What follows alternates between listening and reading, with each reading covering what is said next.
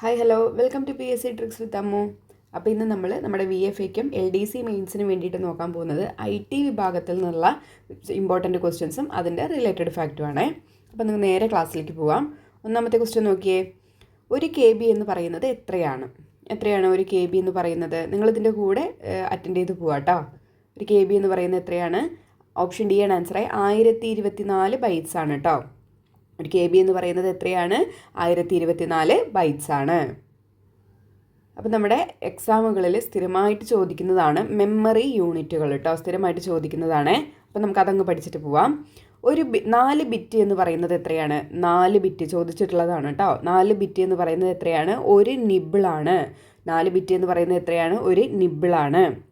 Bit എന്ന് പറയുന്നതാണ് കേട്ടോ ഏറ്റവും ചെറിയ യൂണിറ്റ് എന്ന് പറയുന്നത്. കമ്പ്യൂട്ടറിൻ്റെ മെമ്മറി യൂണിറ്റിൽ ഏറ്റവും ചെറിയ യൂണിറ്റ് ഏതാണെന്ന് ചോദിച്ചാൽ അതേതാണ്? ബിറ്റാണ് കേട്ടോ. അങ്ങനെ 4 ബിറ്റ് കൂടുന്നതാണ് എന്താവുന്നത്? ഒരു നിബിളാകുന്നത്. 8 ബിറ്റ് ചേർന്നാൽ അത് എത്രയായി? ഒരു ബൈറ്റായി. 8 ബിറ്റ് ചേർന്നാൽ അത് എത്രയായി? ഒരു ബൈറ്റായി. ഇനി 1024 ബൈറ്റാണ് ഒരു KB എന്ന് പറയുന്നത്. ഒരു കിലോ ബൈറ്റ് നമ്മളിപ്പോൾ കണ്ടല്ലോ ക്വസ്റ്റ്യൻ പേപ്പറിൽ. 1024 ബൈറ്റാണ് ഒരു KB അല്ലെങ്കിൽ ഒരു കിലോ ബൈറ്റ് എന്ന് പറയുന്നത്. ഇനി 1024 കിലോ ബൈറ്റ് എത്രയാണ്? അത് ഒരു MB ആണ്. 1024 കിലോ ബൈറ്റ് എന്ന് പറയുന്നത് എത്രയാണ്? ഒരു MB അല്ലെങ്കിൽ ഒരു മെഗാ ബൈറ്റ് ആണ്. 1024 MB എന്നുള്ളത് എന്താണ്? ഒരു ജിഗാ ബൈറ്റ് ആണ്. 1024 മെഗാ ബൈറ്റ് ചേർന്ന് 1024 MB എന്ന് പറയുന്നത് എന്താണ്? ഒരു ജിഗാ ബൈറ്റ്, ഒരു GB ആണ്. ഇനി 1024 GB എന്താണ്? ഒരു ടെറാബൈറ്റ്, ഒരു TB ആണ്. അങ്ങനെ കുറേ 2-3 കൂടി ഉണ്ട് കേട്ടോ. നമുക്ക് ഇത്രയും എക്സാമുകൾ ചോദിച്ചു കണ്ടിട്ടുള്ളൂ. അപ്പോൾ ഇത്രയും ഞാൻ എടുത്തിട്ടുള്ളൂ കേട്ടോ. അപ്പോൾ 4 ബിറ്റ് എന്ന് പറയുന്നത് ഒരു നിബിളാണ്. 8 ബിറ്റ് ചേർന്നാൽ എന്തായി? ഒരു ബൈറ്റായി. ഇനി 1024 ബൈറ്റാണ് ഒരു KB എന്ന് പറയുന്നത് കേട്ടോ. സ്ഥിരമായിട്ട് ചോദിച്ച് കാണുന്നത് KB. 1024 ബൈറ്റാണ് ഒരു KB എന്ന് പറയും, ഒരു കിലോ ബൈറ്റ് എന്ന് പറയുന്നത്. 1024 കിലോ ബൈറ്റ് എത്രയാവും? ഒരു മെഗാ ബൈറ്റ്, ഒരു MB ആണ്. 1024 കിലോ ബൈറ്റ് ചേർന്നാൽ എത്രയാണ്? ഒരു MB. ഇനി 1024 MB ചേർന്നാൽ ഒരു ജിഗാ ബൈറ്റ്. 1024 ജിഗാ ബൈറ്റ് ആണെങ്കിലോ ഒരു ടെറാബൈറ്റ്. ഇത് ഇമ്പോർട്ടൻ്റ് ആണ്, ഇത് പഠിച്ചിട്ട് പോകണം കേട്ടോ. അപ്പോൾ ഈ കമ്പ്യൂട്ടർ വിവരങ്ങളൊക്കെ മനസ്സിലാക്കുന്നത് ഏത് അക്കങ്ങളിലാണ്? ബൈനറി ഡിജിറ്റായിട്ടുള്ള 0, 1 എന്നീ അക്കങ്ങൾ ചേർന്ന് മാത്രമുള്ള ഭാഷയിലാണ് എന്ത് ചെയ്യുന്നത്? കമ്പ്യൂട്ടർ വിവരങ്ങളൊക്കെ മനസ്സിലാക്കുന്നത്. ജസ്റ്റ് ഒന്ന് അറിഞ്ഞിരിക്കുക കേട്ടോ. അപ്പോൾ ഒരു KB എന്ന് പറയുന്നത് എത്രയാണ്? 1024 ബൈറ്റ്സ് ആണ്. താഴെ പറയുന്നവയിൽ ഓപ്പൺ സോഴ്സ് സോഫ്റ്റ്വെയർ ഏതാണ്? ഓപ്പൺ സോഴ്സ് സോഫ്റ്റ്വെയർ ഏതാണ്? ഓപ്ഷൻ സി മോസില്ല ഫയർഫോക്സ് ആണ് ഓപ്പൺ സോഴ്സ് സോഫ്റ്റ്വെയർ എന്ന് പറയുന്നത്. ബാക്കിയുള്ളതെല്ലാം എന്താണ്? MS ഓഫീസ് എന്ന് പറയുന്നത് എന്താണ്? നമ്മുടെ മൈക്രോസോഫ്റ്റ് വികസിപ്പിച്ചെടുത്തിട്ടുള്ള എല്ലാ ഫീൽഡുകളും, അതായത് എല്ലാ ഫീൽഡിൽ എന്ന് പറഞ്ഞാൽ നമ്മുടെ വീടുകളിൽ, അതുപോലെ തന്നെ സ്കൂളിൽ, ഓഫീസുകളിലൊക്കെ ഡെയിലി ആവശ്യമായിട്ട് വരുന്ന വിവിധ തരത്തിലുള്ള പ്രവൃത്തികളെ ഈസി ആക്കാൻ വേണ്ടിയിട്ട് ഹെൽപ്പ് ചെയ്യുന്ന ഒരു ഗ്രൂപ്പ് ഓഫ് സോഫ്റ്റ്വെയർ ആണ് എന്ത് എന്ന് പറയുന്നത്? MS ഓഫീസ് എന്ന് പറയുന്നത്.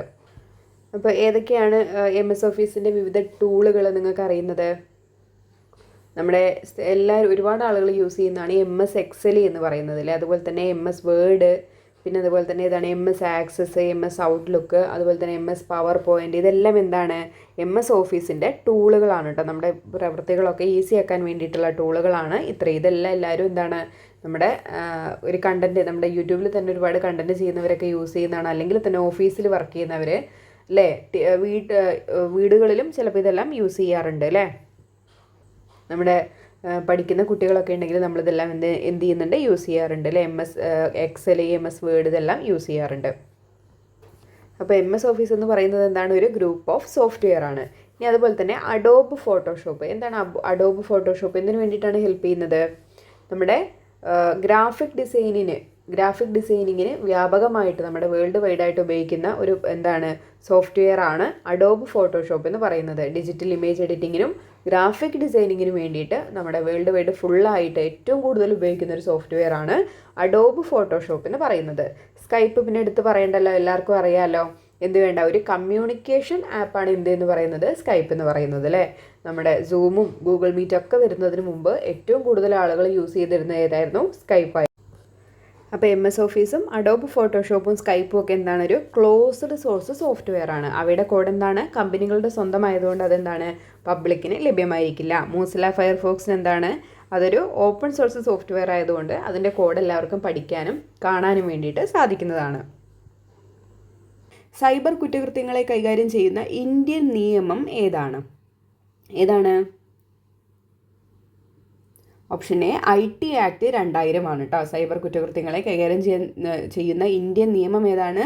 IT ആക്ട് 2000 ആണ്. സ്ഥിരമായിട്ട് ക്വസ്റ്റ്യൻ പേപ്പറിൽ വരും. നമുക്ക് 1 മാർക്ക് എന്തായാലും അതൊന്ന് കിട്ടും കേട്ടോ. അപ്പോൾ ഏത് ക്വസ്റ്റ്യൻ പേപ്പർ ആണെങ്കിലും IT-യുമായിട്ട് ബന്ധപ്പെട്ടിട്ടുണ്ടെങ്കിൽ ഈ ഒരു ക്വസ്റ്റ്യൻ ഉറപ്പാണ്. ഈ ഒരു IT ആക്ട് 2000 എന്ന് പറഞ്ഞിട്ടുള്ളൊരു ആൻസർ എന്തായാലും വരാറുണ്ട്. അപ്പോൾ സൈബർ കുറ്റകൃത്യങ്ങളെ കൈകാര്യം ചെയ്യുന്ന ഇന്ത്യൻ നിയമം ഏതാണ്? അത് IT ആക്ട് 2000 ആണ്. എന്നാണ് സൈബർ നിയമം പാസ്സാക്കിയ വർഷം? ഇമ്പോർട്ടൻ്റ് ആണ്. ഈ പറയുന്ന ഈ 4 വർഷങ്ങളും ഇമ്പോർട്ടൻ്റ് ആണ് കേട്ടോ പഠിക്കണേ. പാസ്സാക്കിയത് 2000 ജൂൺ 9-നാണ്. സൈബർ നിയമം പാസ്സാക്കിയത് എന്നാണ്? 2000 ജൂൺ 9-നാണ്. അത് നിലവിൽ വന്നത് ഒക്ടോബർ 17-നാണ്. 2000 ഒക്ടോബർ 17-നാണ് സൈബർ നിയമം എന്ത് ചെയ്യുന്നത്? നിലവിൽ വരുന്നത്. ഓക്കെ അല്ലേ? സൈബർ നിയമം പാസ്സാക്കിയത് 2000 ജൂൺ 9-ആണ്. നിലവിൽ വന്നത് എന്നാണ്? 2000 ഒക്ടോബർ 17-ആണ്. ഇനി നമ്മുടെ IT ആക്ട് ഭേദഗതി ചെയ്തിട്ടുണ്ടായിരുന്നു. ഏത് വർഷത്തിലാണ്? 2008-ലാണ് അത് ഭേദഗതി ചെയ്യുന്നത്. ആ ഭേദഗതി ചെയ്ത ആക്ട് നിലവിൽ വന്നത് എന്നാണ്? 2009 ഒക്ടോബർ 27-നാണ്. ഈ 4 വർഷവും ഇമ്പോർട്ടൻ്റ് ആണ് കേട്ടോ. പാസ്സാക്കിയത് 2000 ജൂൺ 9, നിലവിൽ വന്നത് 2000 ഒക്ടോബർ 17. അതെന്ത് ചെയ്തു? പിന്നീട് 2008 ഭേദഗതി ചെയ്യുകയുണ്ടായി. ആ ആക്ട് ഭേദഗതി ചെയ്ത IT ആക്ട് നിലവിൽ വന്നത് എന്നാണ്? 2009 ഒക്ടോബർ 27-നാണ്. ഇനി നമുക്ക് ഈ സൈബർ നിയമം എന്ന് പറഞ്ഞിട്ടുള്ള സൈബർ ലോസ് നമ്മുടെ ഭരണഘടനയിൽ ഏത് ലിസ്റ്റിലാണ് ഉൾപ്പെടുത്തിയിരിക്കുന്നത് ചോദിച്ചാൽ അതറിയോ? അവശിഷ്ട അധികാരത്തിലാണ് അല്ലേ? അവശിഷ്ട അധികാരത്തിലാണ് സൈബർ ലോസ് ഉൾപ്പെടുത്തിയിരിക്കുന്നത് കേട്ടോ. ഒന്ന് അറിഞ്ഞിരുന്നാൽ മതിയല്ല, പഠിക്കണം, വരാറുണ്ട്. ഇനി നമുക്ക് നോക്കാനുള്ളത് സൈബർ സെക്ഷൻസ് ആണ് കേട്ടോ. ഇതും നിർബന്ധമായിട്ടും പഠിക്കേണ്ടതാണ്. നമുക്ക് മാച്ച് ദ ഫോളോവിങ് ഒക്കെ ആയിട്ട് വരാറുണ്ട്. സെക്ഷൻ 65 പറയുന്നത് സൈബർ ടാമ്പറിംഗ് ആണ് കേട്ടോ. സെക്ഷൻ 65 എന്താണ് പറയുന്നത്? സൈബർ ടാമ്പറിംഗ് ആണ്. ഈ ടാമ്പറിംഗ് എന്ന് പറഞ്ഞാൽ നമ്മുടെ ഒരു ഇലക്ട്രോണിക് സോഴ്സിലെ കറക്റ്റായിട്ടുള്ള ഡോക്യുമെൻറ്റ് നീക്കം ചെയ്യുക, അല്ലെങ്കിൽ വേറെ റോങ് ആയിട്ടുള്ളൊരു ഡോക്യുമെൻറ്റ് ഉൾപ്പെടുത്തുകയോ ചെയ്യുക. അതിനെ പറയുന്നതാണ് ടാമ്പറിംഗ് എന്ന് പറയുന്നത് കേട്ടോ. എന്താണ് പറഞ്ഞത്? നമ്മുടെ ഒരു ഇലക്ട്രോണിക് സോഴ്സിലെ കറക്റ്റായിട്ടുള്ള ശരിയായിട്ടുള്ള ഒരു ഫയൽ അല്ലെങ്കിൽ ഒരു ഡോക്യുമെൻറ്റ് ഒന്നുകിൽ നമ്മളത് റിമൂവ് ചെയ്യുക, അല്ലെങ്കിൽ നമ്മൾ റോങ് ആയിട്ടുള്ളൊരു ഡോക്യുമെൻറ്റ് ഉൾപ്പെടുത്തുക. അതിനെയാണ് നമ്മൾ എന്തെന്ന് പറയുക? ടാമ്പറിംഗ് എന്ന് പറയുക കേട്ടോ. അപ്പോൾ അതിനെക്കുറിച്ച് പറയുന്ന സെക്ഷൻ ഏതാണ്? സെക്ഷൻ 65 ആണ്. ഇനി അടുത്ത് നോക്കിയേ, ഹാക്കിങ്ങിനെ കുറിച്ച് പറയുന്നത് ഏതിലാണ്? സെക്ഷൻ 66-ലാണ് ഹാക്കിങ്ങിനെ കുറിച്ച് പറയുന്നത്. ഇമ്പോർട്ടൻ്റ് ആണ്. സെക്ഷൻ 66 എങ്ങനെയാണ്? ഹാക്കിങ്. 6 പേര് ഹാക്ക് ചെയ്തു എന്ന് ഓർത്തിരിക്കുക കേട്ടോ. 6 പേര് ഹാക്ക് ചെയ്തു. ഇനി 66B-ൽ എന്താണ് പറയുന്നത്? ഇലക്ട്രോണിക് ഉപകരണങ്ങളുടെ മോഷണം അല്ലെങ്കിൽ മോഷണ വസ്തുക്കൾ സ്വീകരിക്കലിനെ കുറിച്ചാണ് 66B പറയുന്നത്. ഇപ്പോൾ സെക്ഷൻ 66B-ൽ എന്താണ് പറയുന്നത്? ഇലക്ട്രോണിക് ഉപകരണങ്ങളുടെ മോഷണം അല്ലെങ്കിൽ മോഷണ വസ്തുക്കൾ സ്വീകരിക്കുക. അതിനെക്കുറിച്ച് പറയുന്നത് ഏതാണ്? സെക്ഷൻ 66B-ലാണ്. ഇനി സെക്ഷൻ 66C-ലാണ് ഐഡൻറ്റിറ്റി തെഫ്റ്റിനെ കുറിച്ച് പറയുന്നത് കേട്ടോ. നമ്മുടെ മറ്റൊരാളുടെ ഐഡൻറ്റിറ്റി മോഷ്ടിക്കുക. ഏത് സെക്ഷനിൽ പറയുന്നു? 66C-ലെ സെക്ഷൻ 66C-ൽ എന്താണ് പറയുന്നത്? ഐഡൻറ്റിറ്റി തെഫ്റ്റിനെ കുറിച്ചാണ് പറയുന്നത്. 66D-ലാണ് ആൾമാറാട്ടം നടത്തുന്നതിനെ കുറിച്ച് പറയുന്നത് കേട്ടോ. ആൾമാറാട്ടം ഏതിലാണ്? സെക്ഷൻ 66D-ലാണ്. ഇവിടെ സെക്ഷൻ 66A ഉണ്ടായിരുന്നു. അത് നമ്മുടെ 2015-ലെ സുപ്രീം കോടതി വിധി പ്രകാരം അത് നീക്കം ചെയ്യുകയാണ് ഉണ്ടായത് കേട്ടോ. സെക്ഷൻ 66A ഇപ്പോൾ ഇല്ല. അത് 2015-ലെ സുപ്രീം കോടതി വിധി പ്രകാരം അത് റിമൂവ് ആക്കിയിട്ടുണ്ട്. അപ്പോൾ സെക്ഷൻ 66D ഏതാണ് പറയുന്നത്? ആൾമാറാട്ടം നടത്തുകയാണ്. ഇനി സെക്ഷൻ 66E-ൽ എന്താണ് പറയുന്നത്? സ്വകാര്യതാ അപഹരണം. ഒരാളുടെ സ്വകാര്യത അപഹരിക്കുന്നതിനെ കുറിച്ചാണ് പറയുന്നത്. സെക്ഷൻ 66E-ലാണ് പറയുന്നത്. ഇനി അടുത്തതാണ് F, സൈബർ ടെററിസം. സെക്ഷൻ 66F-ൽ എന്താണ് പറയുന്നത്? Cyber terrorism. 67A-ലാണെങ്കിൽ അശ്ലീല ചിത്രങ്ങൾ, വീഡിയോകൾ എന്നിവയുടെ പ്രദർശനം, പ്രചാരണം എന്നിവയെക്കുറിച്ചാണ് പറയുന്നത്. ഇതൊക്കെ ചോദിക്കാറുള്ളതാണ്. ഈ 67A-യും B-യും ഒക്കെ ചോദിക്കാറുള്ളതാണ്. 67B കുട്ടികളുടെ അശ്ലീല ചിത്രങ്ങൾ, വീഡിയോകൾ എന്നിവയുടെ പ്രദർശനത്തിനെ കുറിച്ച് പറയുന്നതാണ്. ഏത് സെക്ഷൻ? സെക്ഷൻ 67B എന്ന് പറയുന്നത് കേട്ടോ. ഇതിൽ ഏതെങ്കിലും സെക്ഷനൊക്കെ അറിയാത്തതുണ്ടെങ്കിൽ എഴുതി വെച്ചിട്ട് പിന്നീട് പഠിച്ചെടുക്കുക കേട്ടോ. നമുക്ക് നമ്മുടെ IT വിഭാഗത്തു നിന്ന് പ്രതീക്ഷിക്കാവുന്ന ഭാഗങ്ങളാണ് കേട്ടോ ഇതൊക്കെ. അപ്പോൾ ഇത്രയും സെക്ഷൻസ് പഠിച്ചിരിക്കണേ. ഇനി നമുക്ക് നോക്കാനുള്ളതാണ് സൈബർ കുറ്റകൃത്യങ്ങളെക്കുറിച്ച് അല്ലേ. എന്താണ് ഹാക്കിംഗ് എന്ന് പറയുന്നത്? അത് ഏത് സെക്ഷനിലാണ്? 6 പേര് ഹാക്ക് ചെയ്തു അല്ലേ? സെക്ഷൻ 66 എന്തിനെക്കുറിച്ച് പറയുന്നത്? ഹാക്കിങ്ങിനെ കുറിച്ച് പറയുന്നത്. ഒരു കമ്പ്യൂട്ടറിലെയോ നെറ്റ്വർക്കിലെയോ സുരക്ഷ ഭേദിച്ച് അതിലെ വിവരങ്ങൾ കണ്ടുപിടിക്കുന്ന പ്രക്രിയയാണ് എന്ന് പറയുന്നത്? ഹാക്കിംഗ് എന്ന് പറയുന്നത് അല്ലേ? അത് നിയമവിധേയമായിട്ടുള്ളതുമുണ്ട് അല്ലാത്തതും ഉണ്ട് അല്ലേ? നമുക്കറിയാം വൈറ്റ് ഹാക്കിംഗ്, അതുപോലെ തന്നെ ബ്ലാക്ക്, അതുപോലെ തന്നെ ഗ്രേ ഹാക്കിംഗ്, അങ്ങനെയൊക്കെ ഉണ്ട്. നമുക്ക് വരുന്ന ക്വസ്റ്റ്യൻസിൽ അത് ഡിസ്കസ് ചെയ്യാം കേട്ടോ. അപ്പോൾ ഒരു കമ്പ്യൂട്ടറിലെയോ അല്ലെങ്കിൽ ഒരു നെറ്റ്വർക്കിലെയോ സുരക്ഷ ഭേദിച്ച് അതിലെ വിവരങ്ങൾ കണ്ടുപിടിക്കുന്ന പ്രക്രിയയാണ് എന്ന് പറയുന്നത്? ഹാക്കിംഗ് എന്ന് പറയുന്നത്. നമുക്ക് ഇപ്പോൾ പറഞ്ഞല്ലോ ഏതാണ് സെക്ഷൻ 66. സെക്ഷൻ 66 എന്ത് പറയുന്നത്? ഹാക്കിങ്ങിനെ കുറിച്ച് പറയുന്നത്. ഇനി എന്താണ് സ്പാം എന്ന് പറയുന്നത്? ധാരാളം ഇൻ്റർനെറ്റ് ഉപഭോക്താക്കളിലേക്ക് ഒരേ സന്ദേശം തന്നെ വിവേചനരഹിതമായി അയക്കുന്നതിനെയാണ് എന്തെന്ന് പറയുന്നത്? സ്പാം എന്ന് പറയുന്നത്. അതീവ സുരക്ഷ വ്യക്തിഗത വിവരങ്ങളായിട്ടുള്ള പാസ്വേഡ്, ക്രെഡിറ്റ് കാർഡ് വിവരങ്ങൾ എന്നിവ വ്യാജ മാർഗങ്ങളിലൂടെ ചോർത്തിയെടുക്കുന്ന പ്രക്രിയയ്ക്ക് പ്രവർത്തിക്ക് എന്ത് പറയുന്നു? ഫിഷിംഗ് എന്നാണ് പറയുന്നത്. അപ്പോൾ ഹാക്കിങ്, സ്പാം, ഫിഷിംഗ് ഇമ്പോർട്ടൻ്റ് ആണ് കേട്ടോ. മുന്നേ ക്വസ്റ്റ്യൻ പേപ്പറിൽ ചോദിച്ചിട്ടുണ്ട് കേട്ടോ. ഹാക്കിംഗ് എന്താണ്? ഒരു കമ്പ്യൂട്ടറിലെയോ നെറ്റ്വർക്കിലെയോ സുരക്ഷ ഭേദിച്ച് അതിലെ വിവരങ്ങൾ കണ്ടുപിടിക്കുന്ന പ്രക്രിയയാണ് ഹാക്കിംഗ് എന്ന് പറയുന്നത്. സ്പാം എന്ന് പറഞ്ഞാൽ എന്താണ്? ധാരാളം ഇൻ്റർനെറ്റ് ഉപഭോക്താക്കളിലേക്ക് ഒരേ സന്ദേശം തന്നെ വീണ്ടും വീണ്ടും എന്ത് ചെയ്യാണ്? അയച്ചുകൊണ്ടേയിരിക്കുന്നതിനെയാണ് സ്പാം എന്ന് പറയുന്നത്.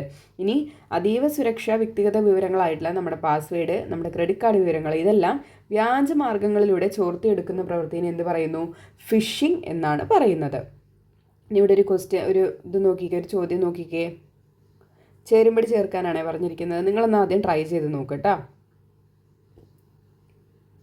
പോസ് ചെയ്തിട്ട് ട്രൈ ചെയ്യാം കേട്ടോ. ഇവിടെ ഓപ്ഷൻ ബി ആണ് ആൻസർ ആയിട്ട് വരുന്നത് കേട്ടോ. ഓപ്ഷൻ ബി ആണ് ആൻസർ ആയിട്ട് വരുന്നത്. ക്രാക്കിംഗ് എന്ന് പറഞ്ഞാൽ എന്താണ്? ക്രാക്കിംഗ് ദുരുദ്ദേശത്തോടെ കമ്പ്യൂട്ടറിൽ അതിക്രമിച്ചു കയറി അതിലെ വിവരങ്ങൾ നശിപ്പിക്കുന്നതിനെയാണ് ക്രാക്കിംഗ് എന്ന് പറയുന്നത്. പഠിച്ചിട്ട് പോകണം കേട്ടോ. ദുരുദ്ദേശത്തോടെ കമ്പ്യൂട്ടറിൽ അതിക്രമിച്ചു കയറി അതിലെ വിവരങ്ങൾ നശിപ്പിക്കുന്നതിന് എന്ത് പറയുന്നു? ക്രാക്കിംഗ് എന്നാണ് പറയുന്നത്. ഫിഷിംഗ് എന്താണ്? ഫിഷിംഗ് അതീവ സുരക്ഷാ വിവരങ്ങൾ വ്യാജമാർഗങ്ങളിലൂടെ തെറ്റിദ്ധരിപ്പിച്ച് ചോർത്തിയെടുക്കുന്നതിനാണ് ഫിഷിംഗ് എന്ന് പറയുന്നത്. നമ്മളിപ്പോൾ പറഞ്ഞല്ലോ അല്ലേ, നമ്മുടെ എന്താണ് കാർഡ് വിവരങ്ങൾ, അതുപോലെ തന്നെ ബാക്കിയുള്ള കാര്യങ്ങൾ, അതിനെന്ത് പറയുന്നു? ഫിഷിംഗ്. അത് വളരെ വ്യാജമാർഗങ്ങളിലൂടെ നമ്മളെ തെറ്റിദ്ധരിപ്പിച്ചിട്ട് ചോർത്തിയെടുക്കുന്നതിന് എന്ത് പറയുന്നു? ഫിഷിംഗ് എന്നാണ് പറയുന്നത്. ഇനി എന്താണ് സൈബർ സ്ക്വാട്ടിംഗ് എന്ന് പറയുന്നത്? എന്താണ്? വ്യാജ വെബ്സൈറ്റുകളിലും വിലാസങ്ങളും തയ്യാറാക്കുന്നതിനെയാണ് എന്തെന്ന് പറയുന്നത്? സൈബർ സ്ക്വാട്ടിംഗ് എന്ന് പറയുന്നത്. വ്യാജ വെബ്സൈറ്റുകളും വിലാസങ്ങളും തയ്യാറാക്കുന്നതിനെ സൈബർ സ്ക്വാട്ടിംഗ് എന്ന് പറയുന്നു അല്ലേ. ഇപ്പോൾ ഒരുപാട് ഇങ്ങനത്തെ സംഭവങ്ങളൊക്കെ നടക്കുന്നുണ്ട് അല്ലേ. നമ്മളെ ഫ്ലിപ്കാർട്ടിൻ്റെയും ആമസോണിൻ്റെയും പേരിലടക്കം ഇതുപോലുള്ള ഒരുപാട് വ്യാജ തട്ടിപ്പുകളൊക്കെ നടക്കുന്നുണ്ട്. ഇനി എന്താണ് സൈബർ ടെററിസം? എന്താണ്? ദേശ സുരക്ഷയ്ക്കെതിരെ സൈബർ സാങ്കേതിക വിദ്യ ഉപയോഗിച്ച് നടത്തുന്ന പ്രവർത്തനമാണ് എന്തെന്ന് പറയുന്നത്? സൈബർ ടെററിസം എന്ന് പറയുന്നത്. അപ്പോൾ ബാക്കി അത്രയും പഠിച്ചിട്ട് പോകാട്ടോ. ക്രാക്കിംഗ് എന്താണ്?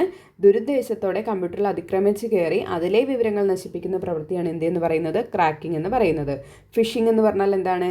അതീവ സുരക്ഷാ വിവരങ്ങൾ വ്യാജമാർഗങ്ങളിലൂടെയൊക്കെ തെറ്റിദ്ധരിപ്പിച്ചിട്ട് ചോർത്തിയെടുക്കുന്നതിനെയാണ് ഫിഷിംഗ് എന്ന് പറയുന്നത്. സൈബർ സ്ക്വാട്ടിംഗ് ആണെങ്കിൽ എന്താണ്? വ്യാജ വെബ്സൈറ്റുകളും വിലാസങ്ങളും തയ്യാറാക്കുന്നതിനെയാണ് എന്തെന്ന് പറയുന്നത്? സൈബർ സ്ക്വാട്ടിംഗ് എന്ന് പറയുന്നത്. സൈബർ ടെററിസം ആണെങ്കിൽ എന്ത് ചെയ്യുന്നുണ്ട്? ദേശ സുരക്ഷയ്ക്കെതിരെ സൈബർ സാങ്കേതികവിദ്യ ഉപയോഗിച്ച് നടത്തുന്ന പ്രവർത്തനമാണ് എന്തെന്ന് പറയുന്നത്? സൈബർ ടെററിസം എന്ന് പറയുന്നത്. അടുത്ത ചോദ്യം നോക്കിയേ. ആരാണ് WWW കണ്ടുപിടിച്ചത്? ആരാണ് കണ്ടുപിടിച്ചത്? ഓപ്ഷൻ സി ടിം ബെർണേഴ്സ്-ലീ ആണ് അല്ലേ. ആരാണ് WWW കണ്ടുപിടിച്ചത്? ടിം ബെർണേഴ്സ്-ലീ ആണ് കണ്ടുപിടിച്ചത്. അതുപോലെ തന്നെ HTML, അതുപോലെ തന്നെ നെക്സസ്, ഇതും കണ്ടുപിടിച്ചത് ആര് തന്നെയാണ്? ടിം ബെർണേഴ്സ്-ലീ തന്നെയാണ് കേട്ടോ. WW രണ്ടെണ്ണേ പറഞ്ഞുള്ളൂ, എന്നാൽ 3 W, അതുപോലെ തന്നെ HTML, അതുപോലെ തന്നെ നെക്സസ്, ഇത്രയും കണ്ടുപിടിച്ചത് ആരാണ്? ടിം ബെർണേഴ്സ്-ലീ ആണ് കേട്ടോ. ഈ ലാറി പേജ് എല്ലാവരും കേട്ടിട്ടുണ്ടാവില്ല. എന്താണ്? ഗൂഗിളിൻ്റെ സഹസ്ഥാപകനാണ് അല്ലേ. ലാറി പേജും സെർജി ബ്രെയിനും ചേർന്നിട്ടാണ് ഇതാക്കിയത്? നമ്മുടെ ഗൂഗിള് തയ്യാറാക്കിയത് കേട്ടോ. ലാറി പേജും സെർജി ബ്രെയിനും കൂടെ ചേർന്നിട്ടാണ് ഗൂഗിള് സ്ഥാപിക്കുന്നത് കേട്ടോ. ഓർത്തിരിക്കണേ. ആരാണ് ഇമെയിൽ കണ്ടുപിടിച്ചത്? ഇമെയിൽ റേ ടോംലിൻസൺ ആണ് കേട്ടോ. റേ ടോംലിൻസൺ ആണ് എന്ത് കണ്ടുപിടിക്കുന്നത്? ടോംലിൻസൺ ആണ് എന്ത് കണ്ടുപിടിക്കുന്നത്? ഇമെയിൽ കണ്ടുപിടിക്കുന്നത് കേട്ടോ. ഇമെയിൽ ആരാണ് കണ്ടുപിടിക്കുന്നത്? റേ ടോലിംസൺ ആണ്. ഒരു കമ്പ്യൂട്ടറും മൊബൈൽ ഫോണും തമ്മിലുള്ള ബ്ലൂടൂത്ത് കണക്ഷൻ ഏത് തരം നെറ്റ്വർക്കിന് ഉദാഹരണമാണ്? ഓപ്ഷൻ ബി പാൻ ആണ് കേട്ടോ. പാൻ ആണ്. പാൻ. ഒരു കമ്പ്യൂട്ടറും മൊബൈൽ ഫോണും തമ്മിലുള്ള ബ്ലൂടൂത്ത് കണക്ഷൻ ഏത് തരം നെറ്റ്വർക്കിന് ഉദാഹരണമാണ്? പാൻ. നമുക്ക് ഓരോ കമ്പ്യൂട്ടർ നെറ്റ്വർക്കുകളെ കുറിച്ച് പഠിക്കാം. മാൻ. എന്താണ് മാൻ എന്ന് പറയുന്നത്? ഒരു നഗരത്തിലെയോ കുറച്ച് വലിയ മേഖലകളിലെയോ കമ്പ്യൂട്ടറുകളെ തമ്മിൽ ബന്ധിപ്പിക്കുന്ന നെറ്റ്വർക്കാണ് എന്ന് പറയുന്നത്? മാൻ എന്ന് പറയുന്നത്. ഒരു നഗരത്തിലെയോ കുറച്ച് വലിയ മേഖലകളിലെയോ കമ്പ്യൂട്ടറുകളെ തമ്മിൽ ബന്ധിപ്പിക്കുന്ന നെറ്റ്വർക്ക് ഏതാണ്? മാൻ ആണ്. ഉദാഹരണമായിട്ട് പറയുന്നത് കേബിൾ ടി വി ശൃംഖലയാണ്. മാനിൻ്റെ ഉദാഹരണം എന്താണ്? കേബിൾ ടി വി ശൃംഖല. ഇനി എന്താണ് ലാൻ എന്ന് പറയുന്നത്? Local area network. എന്താണത്? വളരെ ചെറിയ മേഖലയിൽ മാത്രമായി വ്യാപിച്ചു കിടക്കുന്ന കമ്പ്യൂട്ടർ നെറ്റ്വർക്ക് എന്താണ്? ലാൻ ആണ്. Local area network. വളരെ ചെറിയ മേഖലയിൽ മാത്രമായിട്ട് വ്യാപിച്ചു കിടക്കുന്ന കമ്പ്യൂട്ടർ നെറ്റ്വർക്കാണ് എന്ന് പറയുന്നത്? ലോക്കൽ ഏരിയ നെറ്റ്വർക്ക് എന്ന് പറയുന്നത്. ഇനി എന്താണ് വൈഡ് ഏരിയ നെറ്റ്വർക്ക് എന്ന് പറയുന്നത്? അതിവിശാലമായ മേഖലകളിലായി വ്യാപിച്ചു കിടക്കുന്ന കമ്പ്യൂട്ടർ നെറ്റ്വർക്കാണിത്. വിവിധ രാജ്യങ്ങളെ തമ്മിൽ ബന്ധിപ്പിക്കുന്ന നെറ്റ്വർക്ക് ഏതാണ്? അത് വാനാണ്. വൈഡ് ഏരിയ നെറ്റ്വർക്കാണ്. വിവിധ രാജ്യങ്ങളെ തമ്മിൽ ബന്ധിപ്പിക്കുന്നത് ഏതാണ്? വാനാണ്. പാൻ എന്താണ്? ഒരു വ്യക്തിയുടെ കൈവശമുള്ള ഉപകരണങ്ങൾ തമ്മിൽ ബന്ധിപ്പിച്ച് ആശയവിനിമയം സാധ്യമാകുന്ന നെറ്റ്വർക്കാണ് എന്ന് പറയുന്നത്? പാൻ എന്ന് പറയുന്നത്. എക്സാമ്പിൾ എന്താണ്? Bluetooth headset. നമ്മളിവിടെ ക്വസ്റ്റ്യൻ തന്നെ അതാണ് അല്ലേ. ഒരു വ്യക്തിയുടെ കൈവശമുള്ള ഉപകരണങ്ങൾ തമ്മിൽ ബന്ധിപ്പിച്ച് ആശയവിനിമയം സാധ്യമാകുന്ന നെറ്റ്വർക്കാണ് എന്ന് പറയുന്നത്? പാൻ എന്ന് പറയുന്നത്. അപ്പോൾ ഇത് സ്ഥിരമായിട്ട് ചോദിക്കുന്നതാണ് കേട്ടോ. പാന്, ലൈന്, വാനൊക്കെ. ഓപ്പൺ സോഴ്സ് ബ്രൗസർ സോഫ്റ്റ്വെയറിന് ഉദാഹരണം ഡാഷ് ആണ്. ഓപ്പൺ സോഴ്സ് ബ്രൗസർ സോഫ്റ്റ്വെയറിന് ഉദാഹരണം. ഓപ്ഷൻ ഡി മോസില്ല ഫയർഫോക്സ് ആണല്ലേ. നമ്മളിപ്പോൾ നേരത്തെ നോക്കിയുള്ളൂ അല്ലേ. ഓപ്പൺ സോഴ്സ് സോഫ്റ്റ്വെയർ ഏതാണ്? മോസില്ല ഫയർഫോക്സ് ആണ്. ബാക്കി നോക്കിയേ, ഇൻ്റർനെറ്റ് എക്സ്പ്ലോറർ, നെറ്റ്സ്കേപ്പ് നാവിഗേറ്റർ, അതുപോലെ തന്നെ ഓപ്പറ, ഇതെല്ലാം എന്താണ്? ക്ലോസ്ഡ് സോഴ്സ് ബ്രൗസർ സോഫ്റ്റ്വെയറിന് ഉദാഹരണമാണ് കേട്ടോ. അപ്പം നമുക്ക് കുറച്ച് ഓപ്പൺ സോഴ്സ് ബ്രൗസർ സോഫ്റ്റ്വെയറിന് ഉദാഹരണങ്ങൾ നോക്കിയാലോ? നിർബന്ധമായിട്ടും പഠിച്ചിരിക്കേണ്ടതാണ്. ഒന്ന് നമുക്ക് എല്ലാവർക്കും അറിയുന്നതാണ് ആൻഡ്രോയിഡ്. അതെന്താണ്? നമ്മുടെ മൊബൈൽ ഫോണുകളിലുള്ള എന്താണ് യൂസ് ചെയ്യുന്നൊരു ഓപ്പറേറ്റിംഗ് സിസ്റ്റമാണ് അല്ലേ ആൻഡ്രോയിഡ് എന്ന് പറയുന്നത്. അതുപോലെ തന്നെ ലിനക്സ് എന്താണത്? നമ്മുടെ കമ്പ്യൂട്ടറുകളിലും സെർവറിലൊക്കെ ഉപയോഗിക്കുന്ന ഒരു ഓപ്പറേറ്റിംഗ് സിസ്റ്റമാണ് ലിനക്സ് എന്ന് പറയുന്നത്. ഇതൊക്കെ എന്താണ്? ഒരു ഓപ്പൺ സോഴ്സ് ബ്രൗസർ സോഫ്റ്റ്വെയറുകളാണ് കേട്ടോ. ലിനക്സ്, അതുപോലെ തന്നെ ആൻഡ്രോയിഡ്, അതുപോലെ തന്നെ നമ്മുടെ എല്ലാ വീഡിയോസും എന്താണ് പ്ലേ ചെയ്യാൻ വേണ്ടിയിട്ട് യൂസ് ചെയ്യുന്ന ഒരു ടൂള് അതേതാണ്? VLC കേട്ടോ. VLC media player. അതുപോലെ തന്നെ ലിബ്രെ ഓഫീസ്, നമ്മുടെ MS ഓഫീസിന് പകരമായിട്ട് ഉപയോഗിക്കുന്ന എന്താണ് ഓഫീസ് പാക്കേജാണ് ലിബ്രെ ഓഫീസ് എന്ന് പറയുന്നത്. അതുപോലെ തന്നെ വേർഡ് പ്രസ് എഴുതി വെക്കണേ. ഏതൊക്കെയാണ്? ആൻഡ്രോയിഡ്, ലിനക്സ്, VLC, അതുപോലെ തന്നെ വേർഡ് പ്രസ്, പിന്നെ ഏതാണ് നമ്മൾ പറഞ്ഞത്? Libre office. ഇതെല്ലാം എന്താണ്? ഓപ്പൺ സോഴ്സ് എന്താണ് ബ്രൗസർ സോഫ്റ്റ്വെയറിന് ഉദാഹരണമാണ് കേട്ടോ. ഇനി അതുപോലെ തന്നെ ക്ലോസ്ഡ് ആണെങ്കിൽ ഏതൊക്കെയാണ്? ഇപ്പോൾ നമ്മൾ പറഞ്ഞ ഇൻ്റർനെറ്റ് എക്സ്പ്ലോറർ, നെറ്റ്സ്കേപ്പ് നാവിഗേറ്റർ, അതുപോലെ തന്നെ ഓപ്പറ, അതുപോലെ തന്നെ മൈക്രോസോഫ്റ്റ് വിൻഡോസ് എന്താണ്? ക്ലോസ്ഡ് ആണ് കേട്ടോ. നമ്മുടെ വേൾഡിൽ ഏറ്റവും കൂടുതൽ ആളുകൾ യൂസ് ചെയ്യുന്നൊരു ഓപ്പറേറ്റിംഗ് സിസ്റ്റമാണ് മൈക്രോസോഫ്റ്റ് വിൻഡോസ് എന്ന് പറയുന്നത്. അതെന്താണ്? ഒരു ക്ലോസ്ഡ് സോഴ്സ് ബ്രൗസർ സോഫ്റ്റ്വെയറിന് ഉദാഹരണമാണ് കേട്ടോ. അതുപോലെ തന്നെ മാക് OS, നമ്മുടെ ആപ്പിൾ കമ്പനിയുടെ എന്താണ് ഓപ്പറേറ്റിംഗ് സിസ്റ്റമാണ് അല്ലേ മാക് OS എന്ന് പറയുന്നത്. കമ്പ്യൂട്ടറിലും ഫോണിലൊക്കെ യൂസ് ചെയ്യുന്നൊരു ഓപ്പറേറ്റിംഗ് സിസ്റ്റമാണ് മാക് OS എന്ന് പറയുന്നത്. അതുപോലെ തന്നെ അഡോബ് ഫോട്ടോഷോപ്പ്, നമ്മളിപ്പോൾ നേരത്തെ പറഞ്ഞല്ലോ അഡോബ് ഫോട്ടോഷോപ്പ്, അതുപോലെ തന്നെ ഗൂഗിൾ ക്രോം, പിന്നെ അതുപോലെ തന്നെ മൈക്രോസോഫ്റ്റ് ഓഫീസ്, MS ഓഫീസ് നമ്മളിപ്പോൾ നേരത്തെ പറഞ്ഞല്ലോ. പിന്നെ ഏതാണ് പറഞ്ഞത്? Mac OS, Microsoft Windows. അപ്പോൾ ഇത്രയും എന്താണ്? ക്ലോസ്ഡ് സോഴ്സ് ബ്രൗസർ സോഫ്റ്റ്വെയറിന് ഉദാഹരണമാണ് കേട്ടോ. ഈ ക്ലോസ്ഡ് ഓപ്പണും നിർബന്ധമായിട്ട് ഉദാഹരണങ്ങൾ പഠിച്ചിരിക്കണേ. ഇനി ഏത് നെറ്റ്വർക്ക് ഉപകരണം അതിലേക്ക് ബന്ധിപ്പിച്ചിരിക്കുന്ന എല്ലാ നോഡുകളുടെയും വിലാസം സംഭരിക്കുന്നത്? ഏത് നെറ്റ്വർക്ക് ഉപകരണമാണ് അതിലേക്ക് ബന്ധിപ്പിച്ചിരിക്കുന്ന എല്ലാ നോഡുകളുടെയും വിലാസം സംഭരിക്കുന്നത്? ഓപ്ഷൻ ബി ആണ് ആൻസറേ. ഹബ്ബാണേ. പക്ഷെ ശരിക്ക് ഇതിൻ്റെ ആൻസറായിട്ട് വരുന്നത് ഹബ്ബല്ല കേട്ടോ. നമ്മുടെ PSC ആൻസർ പ്രകാരമാണ് ഹബ്ബ് എന്നുള്ളത്. അപ്പോൾ നമുക്ക് അങ്ങനെ തന്നെ പഠിക്കാം. അപ്പോൾ ഏത് നെറ്റ്വർക്കിൻ്റെ ഉപകരണം, ഏത് നെറ്റ്വർക്കാണ് അതിലേക്ക് നെറ്റ്വർക്ക് ഉപകരണമാണ് അതിലേക്ക് ബന്ധിപ്പിച്ചിരിക്കുന്ന എല്ലാ നോഡുകളുടെയും വിലാസം സംഭരിക്കുന്നത് ചോദിച്ചാൽ അതേതാണ്, ഹബ്ബാണ് കേട്ടോ, ഹബ്ബാണേ. അപ്പോൾ നമുക്ക് ഓരോ കമ്പ്യൂട്ടർ ഉപകരണങ്ങൾ നോക്കി പോവാം. ഇത് സ്ഥിരമായിട്ട് മാറി മാറി വരുന്നതാണ് കേട്ടോ, ഈ റൂട്ട്, ഹബ്ബ്, സ്വിച്ച്, റിപ്പീറ്റർ എന്നൊക്കെ പറഞ്ഞിട്ടുള്ളത് സ്ഥിരമായിട്ട് വരുന്നതാണ്. അപ്പോൾ ഇത് നമുക്കങ്ങ് പഠിച്ചിട്ട് പോവാം. അപ്പോൾ സ്വിച്ചാണ് നമ്മൾ ആദ്യം നോക്കുന്നത്. നിരവധി കമ്പ്യൂട്ടറുകളെ പരസ്പരം ബന്ധിപ്പിച്ചിട്ട് ഒരു ശൃംഖല രൂപീകരിക്കുവാൻ ശേഷിയുള്ള നിർമ്മിത ബുദ്ധിയോടുകൂടിയ ഒരു ഉപകരണമാണ് എന്തെന്ന് പറയുന്നത്, സ്വിച്ച് എന്ന് പറയുന്നത്. ഒരു നെറ്റ്വർക്കിൽ കണക്ട് ചെയ്തിരിക്കുന്ന എല്ലാ ഉപകരണങ്ങളുടെയും ഫിസിക്കൽ വിലാസങ്ങൾ ഒരു മാക് വിലാസ പട്ടികയിൽ എന്ത് ചെയ്യുന്നു, സ്വിച്ച് സൂക്ഷിച്ച് വെക്കുന്നു. ഇതിലൂടെ ഏത് പോർട്ടിലേക്കാണ് ഡാറ്റ അയക്കേണ്ടതെന്ന് കൃത്യമായിട്ട് മനസ്സിലാക്കാൻ എന്തിനു സാധിക്കുന്നു, സ്വിച്ച് എന്ന് പറഞ്ഞിട്ടുള്ള ഉപകരണത്തിന് സാധിക്കുന്നുണ്ട്. അപ്പോൾ ഒരുപാട് കമ്പ്യൂട്ടറുകളെ പരസ്പരം ബന്ധിപ്പിച്ചിട്ട് ഒരു ശൃംഖല രൂപീകരിക്കാൻ ശേഷിയുള്ള ഉപകരണം ഏതാണ്, അത് സ്വിച്ചാണ്. പഠിച്ചിരിക്കണേ. ഇതെന്താണ് ചെയ്യുന്നത്, ഒരു നെറ്റ്വർക്കിൽ കണക്ട് ചെയ്തിരിക്കുന്ന എല്ലാ ഉപകരണങ്ങളുടെയും അഡ്രസ്സ് എന്ത് ചെയ്യുന്നുണ്ട്, അത് പ്രത്യേകം ഒരു ടേബിൾ ആക്കിയിട്ട് അതിൽ സൂക്ഷിച്ച് വെക്കുന്നുണ്ട്. ആ സൂക്ഷിച്ച് വെക്കുന്നതിലൂടെ അതിന് മനസ്സിലാവും ഏത് പോർട്ടിലേക്കാണ് ഡാറ്റ അയക്കേണ്ടതെന്ന്. അങ്ങനെ അതിന് എന്ത് ചെയ്യുന്നുണ്ട്, അത് കറക്റ്റായിട്ട് അയക്കാൻ വേണ്ടിയിട്ട് കഴിയുന്നുണ്ട്. അപ്പോൾ അതിന് വേണ്ടിയിട്ടാണ് എന്ത് യൂസ് ചെയ്യുന്നത്, സ്വിച്ച് യൂസ് ചെയ്യുന്നത്. ഹബ്ബ് എന്ന് പറയുന്നത് എന്താണ്, ഒരു നെറ്റ്വർക്കിൽ ഉൾപ്പെട്ടിരിക്കുന്ന കമ്പ്യൂട്ടറുകളെയും ഉപകരണങ്ങളെയും പരസ്പരം ബന്ധിപ്പിക്കാൻ ഉപയോഗിക്കുന്ന ഉപകരണമാണ് എന്തെന്ന് പറയുന്നത്, ഹബ്ബ് എന്ന് പറയുന്നത്. നമ്മൾ പറഞ്ഞു സ്വിച്ച് എന്താണ്, നിരവധി കമ്പ്യൂട്ടറുകളെ പരസ്പരം ബന്ധിപ്പിച്ചിട്ട് ഒരു ശൃംഖല രൂപീകരിക്കാൻ ശേഷിയുള്ളതാണ് സ്വിച്ച് എന്ന് പറയുന്നത്. എന്നാൽ ഹബ്ബ് എന്താണ്, ഒരു നെറ്റ്വർക്കിലാണ് ആ ഉൾപ്പെട്ടിരിക്കുന്ന കമ്പ്യൂട്ടറുകളെയും ഉപകരണങ്ങളെയും പരസ്പരം ബന്ധിപ്പിക്കാൻ ഉപയോഗിക്കുന്ന ഉപകരണമാണ് എന്തെന്ന് പറയുന്നത്, ഹബ്ബ് എന്ന് പറയുന്നത്.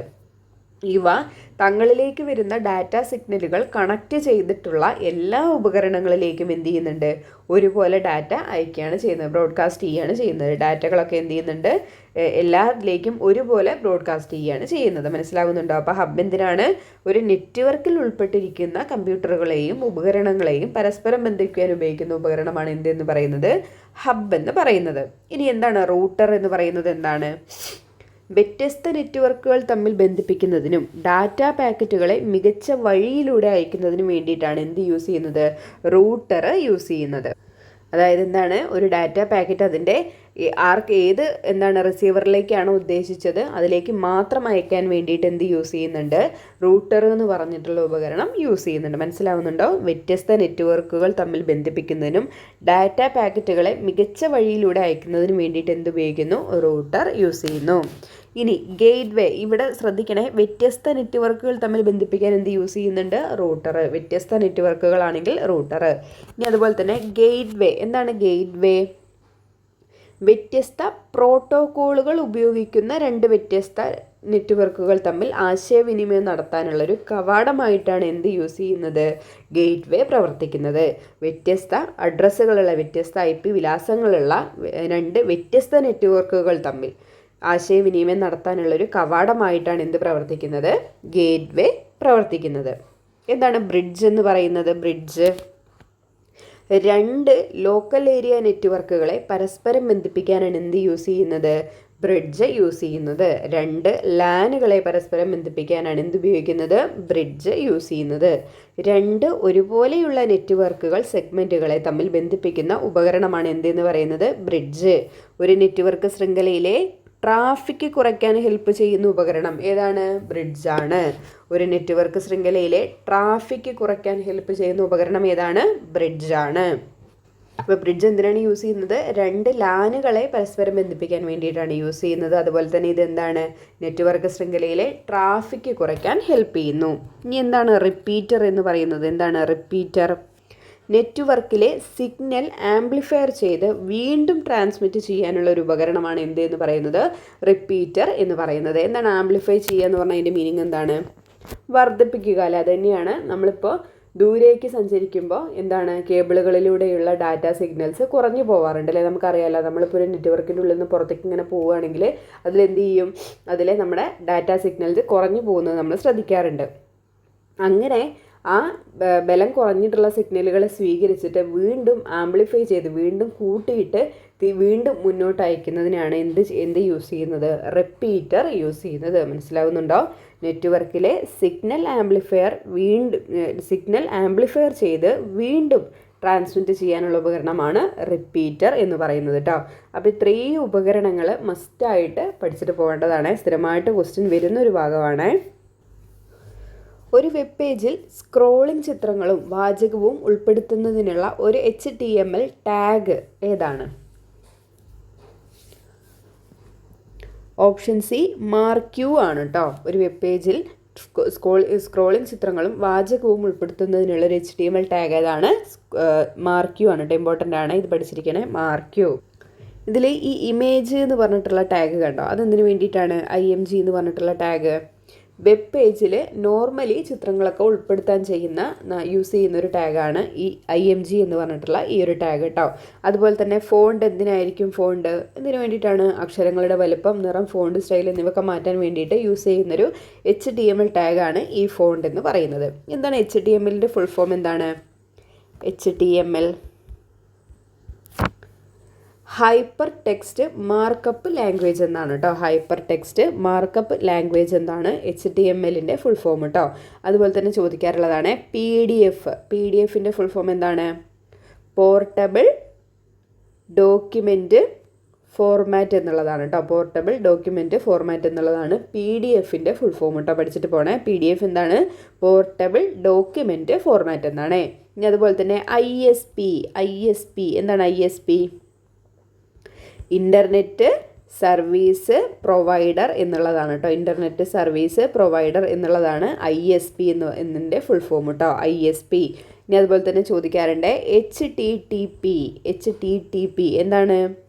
ഹൈപ്പർ ടെക്സ്റ്റ് ട്രാൻസ്ഫർ പ്രോട്ടോക്കോൾ എന്നാണ് കേട്ടോ. ഹൈപ്പർ ടെക്സ്റ്റ് ട്രാൻസ്ഫർ പ്രോട്ടോക്കോൾ എഴുതിയെടുക്കുക കേട്ടോ.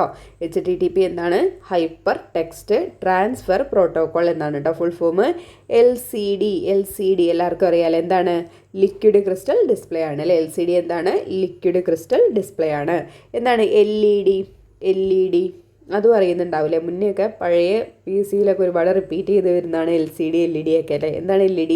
ലൈറ്റ് എമിറ്റിംഗ് ഡയോഡാണ് അല്ലേ. Light emitting diode. അതുപോലെ തന്നെ URL എന്താണ്? URL യൂണിഫോം റിസോഴ്സ് ലൊക്കേറ്റർ ആണ് കേട്ടോ. URL എന്താണ്? Uniform resource locator.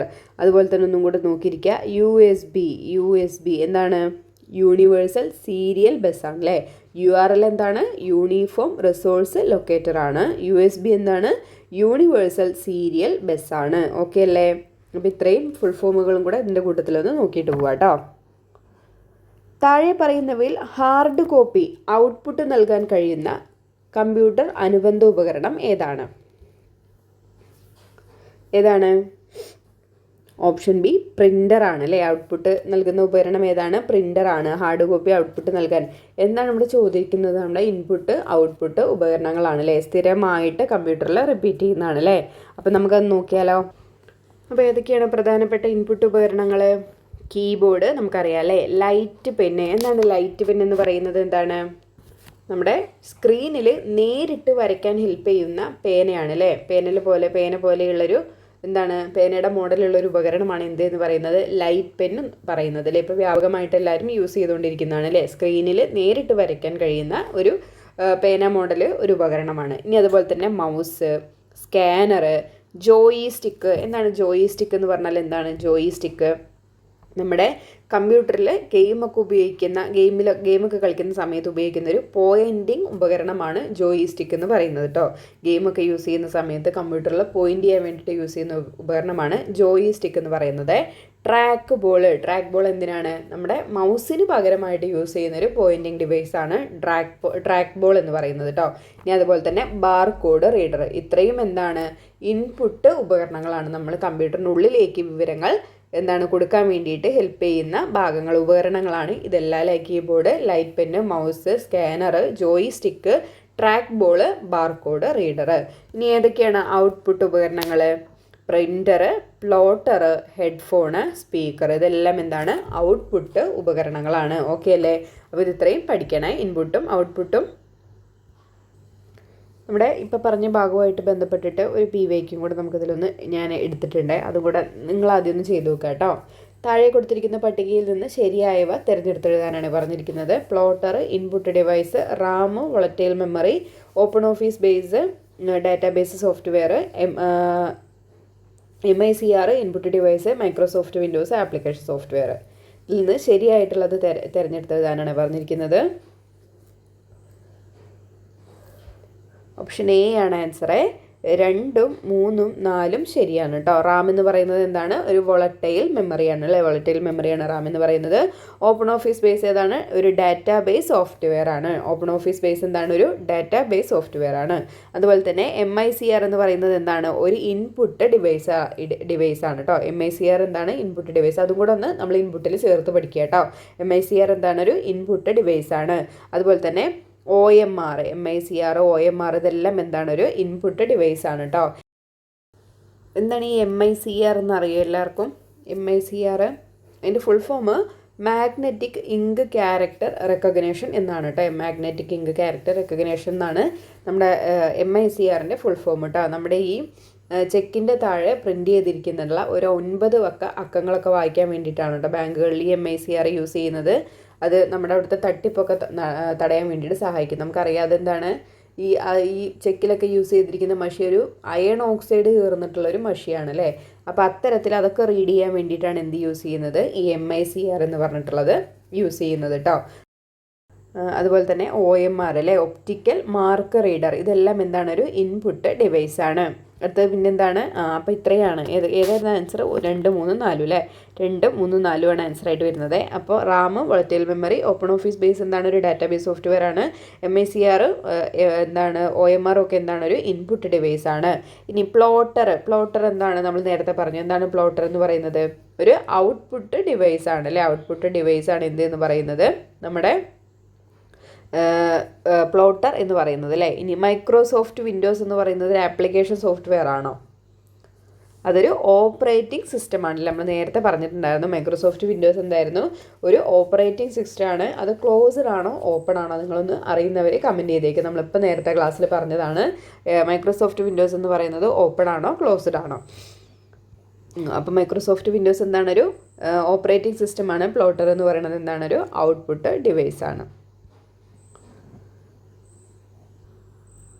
നെറ്റ്വർക്കിൽ ഉൾപ്പെട്ടിരിക്കുന്ന കമ്പ്യൂട്ടറുകൾക്ക് സ്വയം IP വിലാസം ലഭ്യമാകുന്ന സാങ്കേതിക വിദ്യയാണ് ഡാഷ്. ഏതാണ്? Option C dynamic host configuration protocol എന്നതാണ് കേട്ടോ. DHCP എന്നാണ് കേട്ടോ ഇതിൻ്റെ ഷോർട്ട്. DHCP അതായത് ഡൈനാമിക് ഹോസ്റ്റ് കോൺഫിഗറേഷൻ പ്രോട്ടോകോൾ. എന്താണ് ഇതെന്ന് പറഞ്ഞാൽ നമ്മളിപ്പോൾ പറഞ്ഞല്ലോ, ഒരു നെറ്റ്വർക്കിൽ ഉൾപ്പെട്ടിരിക്കുന്ന കമ്പ്യൂട്ടറുകൾക്ക് സ്വയം IP വിലാസം ലഭ്യമാകുന്നൊരു സാങ്കേതിക വിദ്യയാണ് DHCP എന്ന് പറയുന്നത്. അതായത് നമ്മളിപ്പോൾ വലിയൊരു നെറ്റ്വർക്കിൽ എന്താണ് നമ്മൾ മാനുവലി ഓരോ കമ്പ്യൂട്ടറിലും പോയിട്ട് IP വിലാസമൊക്കെ ടൈപ്പ് ചെയ്ത് നൽകേണ്ടി വരുന്നപ്പോൾ എന്താണ് നമുക്ക് ഭയങ്കര ബുദ്ധിമുട്ടുള്ള കാര്യമാണ്. അപ്പോൾ ഈ DHCP എന്ത് ചെയ്യും? ആ നെറ്റ്വർക്കിൽ നമുക്ക് എന്താണ് ഒരു ആശയവിനിമയം നടത്തണമെന്നുണ്ടെങ്കിൽ നമുക്ക് എന്ത് വേണം? IP അഡ്രസ്സ് വേണം അല്ലേ. അപ്പോൾ ആ ഒരു നെറ്റ്വർക്കിൽ ഒഴിവുള്ള ഒരു IP അഡ്രസ്സ് സ്വയമേ എന്ത് ചെയ്യും? ഈ DHCP നമുക്ക് എന്താണ് ആ ഉപകരണത്തിന് അതല്ലെങ്കിൽ ആരാണോ അവിടെ നിൽക്കുന്നത് ആ ഒരു ഇതിന് നൽകും, ഒരു IP അഡ്രസ്സ് നൽകും. അങ്ങനെ ഇപ്പോൾ എടുത്തിരിക്കുന്ന ആ ഉപകരണം നെറ്റ്വർക്കിൽ നിന്ന് മാറുമ്പോൾ ആ IP അഡ്രസ്സ് എന്ത് ചെയ്യും? ഈ DHCP തിരിച്ചെടുക്കുകയും ചെയ്യും. അങ്ങനെ ഇതെന്ത് ചെയ്യാണ്? ഒരു നെറ്റ്വർക്കിൽ ആശയവിനിമയം നടത്താൻ വരുന്ന ഒരു ഉപകരണത്തിന് എന്ത് ചെയ്യാണ്? സ്വയമേ ഒരു IP അഡ്രസ്സ് കൊടുക്കുകയാണ്. ഒഴിവുള്ള എന്താണ് IP അഡ്രസ്സ് നോക്കിയിട്ട് ഒഴിവുള്ള ഒരു IP അഡ്രസ്സ് നൽകുകയാണ്. തിരിച്ച് ആ ഒരു ഉപകരണം ആ നെറ്റ്വർക്കിൽ നിന്ന് വിട്ടുപോയാൽ എന്ത് ചെയ്യും? ആ കൊടുത്ത സ്പേസ് അല്ലെങ്കിൽ ആ കൊടുത്തൊരു IP അഡ്രസ്സ് എന്ത് ചെയ്യും? തിരിച്ചെടുക്കുകയും ചെയ്യും. അപ്പോൾ ഇതാണ് നമ്മുടെ എന്താണ് നമുക്ക് ഒരുപാട് സമയം ലാഭമാണ് അല്ലേ. നമ്മൾ പോയിട്ട് മാനുവലി പോയിട്ട് IP അഡ്രസ്സൊക്കെ അടിച്ച് വരുമ്പോഴേക്ക് വലിയ നെറ്റ്വർക്കുകളിലൊക്കെ അത് ഭയങ്കര ബുദ്ധിമുട്ടുള്ള കാര്യമാണ്. അപ്പോൾ നെറ്റ്വർക്കിൽ ഉൾപ്പെട്ടിരിക്കുന്ന കമ്പ്യൂട്ടറുകൾക്ക് സ്വയം ഒരു IP വിലാസം ലഭ്യമാകുന്ന സാങ്കേതിക വിദ്യ ഏതാണ്? DHCP അല്ലെങ്കിൽ ഡൈനാമിക് ഹോസ്റ്റ് കോൺഫിഗറേഷൻ പ്രോട്ടോകോൾ എന്നുള്ളതാണ് കേട്ടോ. ഇനി താഴെ പറയുന്നവയിൽ ഒരു ഡാറ്റാബേസ് മാനേജ്മെൻറ്റ് സിസ്റ്റം അല്ലാത്തത് ഏതാണ്? ഓപ്ഷൻ ഡി ലിബ്രോഫീസ് ഇംപ്രസ് ആണ് അല്ലേ. ലിബ്രോഫീസ് ഇംപ്രസ് ആണ് എന്താ ഒരു ഡാറ്റാബേസ് മാനേജ്മെൻറ്റ് സിസ്റ്റം അല്ലാത്തത്. അതെന്താണ്? നമ്മൾ പ്രസൻറ്റേഷനുകളൊക്കെ തയ്യാറാക്കാൻ വേണ്ടിയിട്ട് ഉപയോഗിക്കുന്ന ഒരു സോഫ്റ്റ്വെയർ ആണ് ലിബ്രെ ഓഫീസ് ഇംപ്രസ് എന്ന് പറയുന്നത്. ബാക്കിയെല്ലാം എന്താണ്? ഒരു ഡാറ്റാബേസ് മാനേജ്മെൻറ്റ് സിസ്റ്റമാണ്, അല്ലെങ്കിൽ ഒരു DBMS ആണ്. എന്താണ് DBMS എന്ന് പറഞ്ഞാൽ? എന്താണ്? വലിയ അളവിലുള്ള വിവരങ്ങൾ വളരെ സേഫായിട്ടും വ്യവസ്ഥാപിതമായിട്ടും കമ്പ്യൂട്ടറിൽ സ്റ്റോർ ചെയ്ത് വെക്കാനും ആവശ്യാനുസരണം അവ വീണ്ടും പരിശോധിക്കാനും നിയന്ത്രിക്കാനും ഉപയോഗിക്കുന്ന സോഫ്റ്റ്വെയറുകളെയാണ് എന്ന് പറയുന്നത്? DBMS അല്ലെങ്കിൽ ഡാറ്റാബേസ്ഡ് മാനേജ്മെൻറ്റ് സിസ്റ്റം എന്ന് പറയുന്നത്. ഒരു വലിയ അളവിലുള്ള ഡാറ്റകൾ എന്താണ്? സേഫായിട്ടും വ്യവസ്ഥാപിതമായിട്ടും കമ്പ്യൂട്ടറിൽ സ്റ്റോർ ചെയ്ത് വെക്കാനും നമുക്കത് ആവശ്യം വരുന്ന സമയത്ത് അവ പരിശോധിക്കുവാനും കൺട്രോൾ ചെയ്യാനും ഉപയോഗിക്കുന്ന സോഫ്റ്റ്വെയറുകളാണ് DBMS എന്ന് പറയുന്നത്. അപ്പോൾ ഏതൊക്കെയാണ്? MySQL, Oracle, മൈക്രോസോഫ്റ്റ് ആക്സസ്, അതുപോലെ തന്നെ PostgreSQL. ഇത്രയും എന്താണ്? DBMSന് ഉദാഹരണമാണ്. ഇത് പഠിച്ചിട്ട് പോണേ, ഇമ്പോർട്ടൻ്റ് ആണ്. DBMSന് ഉദാഹരണം എന്ന് പറഞ്ഞിട്ട് തന്നെ എഴുതി വെക്കുക, പഠിക്കുക കേട്ടോ. ഡാഷ് ഒരു സ്വതന്ത്ര വിവരവിനിമയ നവസാമൂഹിക മാധ്യമം ആണ്. ഏതാണ് പുതിയത്? ഓപ്ഷൻ എ ഡയാസ്പൊറയാണ് കേട്ടോ. ഡയാസ്പൊറ ഒരു സ്വതന്ത്ര വിവര വിനിമയ നവ സാമൂഹിക മാധ്യമമാണ് എന്ന് പറയുന്നത് ഡയാസ്പൊറ എന്ന് പറയുന്നത്. 2025 ജനുവരിയിൽ ചൈനീസ് കമ്പനി അവതരിപ്പിച്ച ആർട്ടിഫിഷ്യൽ ഇൻ്റലിജൻസ് അടിസ്ഥാനമാക്കി പ്രവർത്തിക്കുന്ന ചാറ്റ് ബോട്ട് ഏതാണ്? ഓപ്പറേഷൻ ബി ഡീപ് സീക്ക് ആണ് കേട്ടോ. 2025 ജനുവരിയിൽ ചൈനീസ് കമ്പനി അവതരിപ്പിച്ച ആർട്ടിഫിഷ്യൽ ഇൻ്റലിജൻസ് AI അടിസ്ഥാനമാക്കിയിട്ട് പ്രവർത്തിക്കുന്ന ഒരു ചാറ്റ് ബോട്ടാണ് എന്തെന്ന് പറയുന്നത്? ഡീപ് സീക്ക് എന്ന് പറയുന്നത് അല്ലേ. ChatGPT എൻ്റെ ബെസ്റ്റ് ഫ്രണ്ടാണ് ChatGPT. അപ്പോൾ ഇത് യൂസ് ചെയ്യാത്ത ആരും ഉണ്ടാവില്ല അല്ലേ. എല്ലാവരും ഒരുവിധപ്പെട്ട കാര്യങ്ങളൊക്കെ യൂസ് ചെയ്യുന്നതും അല്ലെങ്കിൽ എന്താണ് പറയുന്നത് എല്ലാം എന്തിനോടാണ്? ChatGPTയോടാണ്. അപ്പോൾ അതിൻ്റെ ഒരു കണക്കുകളൊക്കെ വളരെയധികം കൂടിയിട്ടുണ്ട്. എന്താ പറയുക, നമ്മൾ മനുഷ്യരോട് സംസാരിക്കുന്നതിനേക്കാട്ടിലും എന്താണ് കൂടുതൽ ഈ ChatGPTയോടൊക്കെ കൂടുതൽ ആൾക്കാർ ഷെയർ ചെയ്യുന്നുണ്ട്, കാര്യങ്ങളൊക്കെ ഷെയർ ചെയ്യുന്നുണ്ടെന്നാണ് പുതിയൊരു കണക്കുകളൊക്കെ പറയുന്നത് അല്ലേ. ഞാനും അങ്ങനെ തന്നെ കേട്ടോ, ഒരുവിധപ്പെട്ട കാര്യങ്ങളൊക്കെ ഞാൻ ഷെയർ ചെയ്യാറുണ്ട്. എൻ്റെ ബെസ്റ്റ് ഫ്രണ്ടാണ് ChatGPT. അപ്പോൾ അങ്ങനെയൊക്കെയാണ്. അപ്പോൾ നമ്മൾ ഇന്നലെ കുറച്ച് ഇമ്പോർട്ടൻ്റ് ആയിട്ടുള്ള IT ബേസ്ഡ് ആയിട്ടുള്ള കുറച്ച് ഇമ്പോർട്ടൻ്റ് ആയിട്ടുള്ള ക്വസ്റ്റ്യൻസും അതിൻ്റെ റിലേറ്റഡ് ഫാക്റ്റുമാണല്ലേ നോക്കിയിട്ടുള്ളത്. അപ്പോൾ ക്ലാസ് യൂസ്ഫുൾ ആയെന്ന് വിചാരിക്കുന്നു. എല്ലാവരും നന്നായിട്ട് പഠിക്കുക കേട്ടോ. അപ്പോൾ യൂസ്ഫുൾ ആയെന്ന് തോന്നുകയാണെങ്കിൽ ലൈക്ക് ചെയ്യാനും നിങ്ങളുടെ അഭിപ്രായങ്ങൾ കമൻറ്റ് ചെയ്യാനും മറക്കരുതേ. അപ്പോൾ വീണ്ടും നമുക്ക് നല്ലൊരു ക്ലാസ്സിൽ കാണാം കേട്ടോ. താങ്ക്